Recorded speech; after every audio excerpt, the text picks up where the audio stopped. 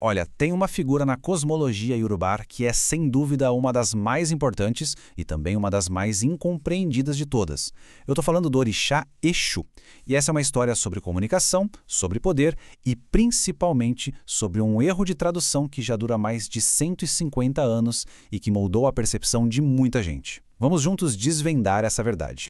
Para a gente entender Exu de verdade, a gente precisa primeiro encarar de frente a associação mais comum e, sinceramente, mais prejudicial que já fizeram com ele ao longo da história. Essa é a pergunta que está no centro de décadas e décadas de preconceito e desinformação. A imagem de Exu foi terrivelmente distorcida, sabe? E a resposta para essa pergunta, para deixar bem claro desde o começo, é um sonoro e categórico não. Essa demonização de Exu não é uma questão de fé, de crença. Na verdade, é o resultado de um erro histórico, um equívoco de tradução que foi se perpetuando por décadas e causou um dano profundo. Agora, a gente vai entender direitinho como isso aconteceu. Ok, então deixando essa confusão toda de lado por um instante, quem é Exu de verdade? Qual é o papel fundamental dele nas tradições de matriz africana? Exu é, antes de tudo, o grande comunicador. Pensa nele como a ponte, sabe? O elo essencial que conecta o nosso mundo com o mundo espiritual. Sem a presença dele, simplesmente não tem diálogo, não tem movimento, não tem troca nenhuma. A centralidade de Exu é absurda. Ele é o guardião que cuida do lado de fora, o senhor dos caminhos, das encruzilhadas. É ele quem abre e fecha todas as portas. É por isso, aliás, que em qualquer cerimônia ele é o primeiro a ser reverenciado. Em resumo, nada acontece sem a permissão dele. Mas não vai pensando que Exu é uma figura simples, preto no branco. Longe disso. Vamos dar uma olhada agora na complexidade da personalidade dele, que desafia qualquer rótulo fácil.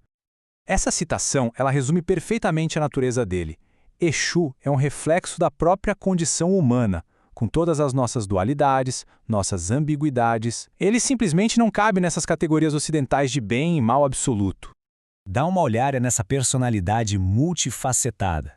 Ele é astuto, esperto, mas também pode ser irascível, pode ser um provocador. Ele adora criar umas disputas, testar as pessoas, mas não por maldade, e sim para gerar movimento, para gerar mudança. Essa complexidade toda é o que faz dele uma das divindades mais dinâmicas e fascinantes que existem.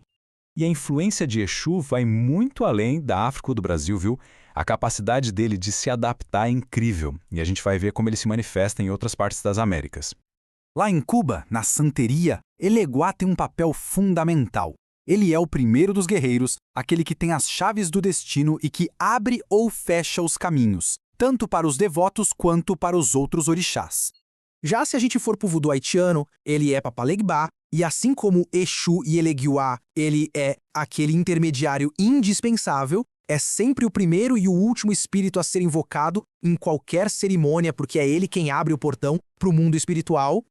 Agora sim, a questão central. Como exatamente um mensageiro divino passou a ser visto como o diabo? Vamos à origem dessa mentira. Pois é, a origem do problema é bem específica. Foi em 1842. O bispo anglicano Samuel Ajayi Crowther estava criando o primeiro dicionário Yorubá inglês. E ele precisava achar um equivalente para o conceito cristão de diabo. E ele escolheu Exu, talvez por esse caráter mais provocador dele. E pronto, ali o destino de Exu foi selado. Esse erro foi replicado por décadas, até que, muito recentemente, esforços de ativistas começaram a corrigir essa injustiça histórica, inclusive em ferramentas digitais. E é crucial entender isso. A ideia de uma entidade que representa o mal absoluto é uma importação do pensamento judaico-cristão. Na cosmologia iorubá, as forças são complexas, são ambivalentes, como a própria vida. Tentar encaixar Exu nesse molde foi, essencialmente, um ato de violência cultural. Para entender Exu de verdade, a gente precisa compreender um conceito central, o axé, a força vital que ele protege. O axé é a energia sagrada que está em tudo que existe. É o poder de realizar, de fazer acontecer. E o mais importante, é uma força neutra. Não é boa ou má em si mesma. O uso dela depende da intenção de quem a manipula. E é aqui que tudo se conecta.